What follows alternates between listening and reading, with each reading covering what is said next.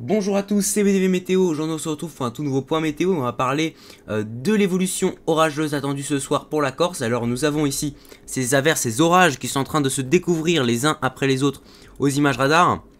Ces orages sont puissants, sont en train de se développer, de s'organiser au fur et à mesure, avec notamment ici une magnifique supercellule au radar, bien formée avec des intensités de précipitation vraiment très intenses. On dépasse ici les 650 mm/h depuis plusieurs dizaines de minutes. Sur ce couloir là, sur ce corridor, avec à l'arrière encore des pluies stratiformes. Ici on a une autre cellule qui a une tendance peut-être un peu plus venteuse ici. On voit bien un début d'écho en arc sous ces deux cellules. L'évolution de ces orages devrait se diriger vers la Corse pour le début de soirée, d'ici 3 heures à peu près. Donc normalement quand le point sort, les orages arrivent en Corse. Et normalement quand vous le regardez, peut-être que les orages sont déjà passés sur la Corse.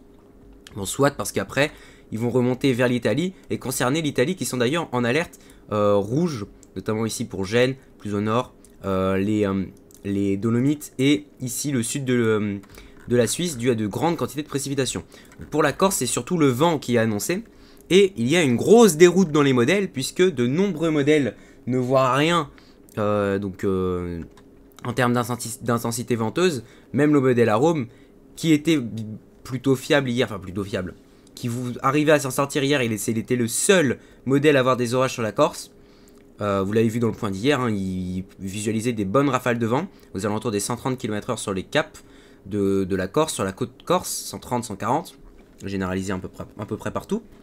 Mais là vous voyez, il ne voit plus rien. Et en fait là ce qui se passe c'est qu'il y a une déroute totale des modèles. Aucun modèle ne voit l'orage tenir jusqu'à la Corse. Mais ce qui se passe c'est que Météo France a mis la Corse en vigilance orange pour orage, avec un petit mot spécial disant que les rafales pourraient atteindre les 100 à 130 km/h sur la façade ouest de l'île, donc normal, c'est là où les orages arrivent. La façade est est protégée par les montagnes, et notamment peut-être plus sur les caps exposés. Donc on pense notamment à l'île Rousse, tous les caps ici au sud de l'île, peut-être le cap Corse. On attend peut-être des rafales plus intenses ici dans les zones qui sont plus exposées au vent, et également peut-être sur les reliefs, les premiers reliefs face à la mer, parce que les reliefs suivants, peut-être que le vent ne sera pas présent, ou moins en tout cas, moins intense.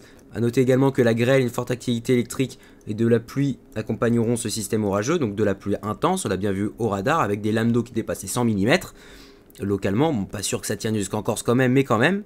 De la grêle, évidemment, quand c'est blanc au radar, il y a de la grêle en quantité, même si c'est au sud de l'océan, même si c'est au-dessus de la mer. Vous voyez, il s'est encore renforcé là. Hop, il est repassé en blanc. Il est en train de s'organiser progressivement. Donc là, ici, il y a de la grêle, évidemment. Les pluies fortes comme ça, intenses, avec un fort courant descendant, ça génère également des rafales de vent puissantes en surface, donc des rafales locales qui peuvent peut-être dépasser les 100, 120, 130 km/h. Et ensuite, le temps va très rapidement s'améliorer. Alors après, on aura quand même quelques pluies stratiformes, vous voyez, peut-être quelques coups de tonnerre là-dessous, mais globalement, c'est rien de bien méchant. Peut-être un ou deux noyaux de pluie plus intenses ici qui est en train de se développer.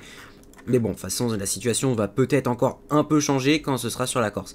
Alors, on peut penser que là, l'orage se dirige vers la Sardaigne, que le front se dirige vers la Sardaigne, mais non, il remonte un petit peu vers le nord, boosté par ce flux de sud, et le flux de sud qui est actuellement en train de faire bondir les températures en Corse, puisque les températures sont en train de monter. On a ici 33 degrés, 31 à Ajaccio. Alors, on a eu 36 tout à l'heure, hein, avec un flux de sud encore plus intense.